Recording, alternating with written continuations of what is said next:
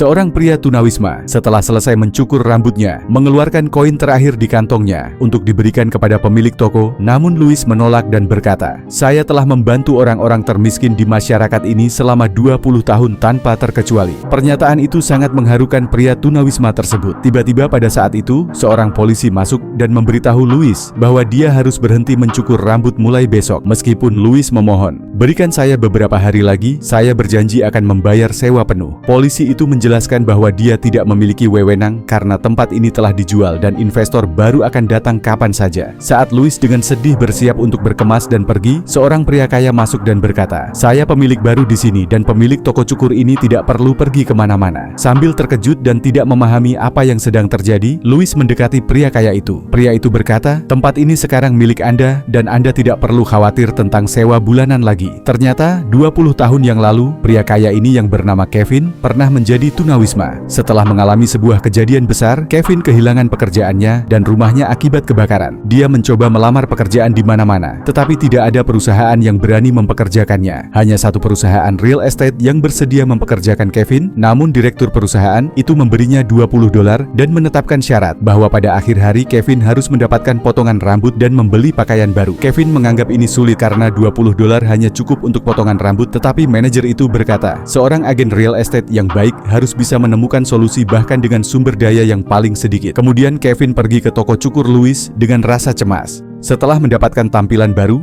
dia memberikan $20 kepada pemilik toko cukur tersebut. Tetapi yang mengejutkan, Louis menolak untuk menerima uang itu dan berkata, "Mungkin Anda lebih membutuhkan ini daripada saya." Tidak hanya itu, ketika mengetahui bahwa Kevin akan menjalani wawancara kerja, Louis juga memberinya pakaian dan kartu nama serta berkata, "Jika suatu hari Anda ingat, Anda bisa mengembalikannya kepada saya." Sejak hari itu, hidup Kevin mulai membaik.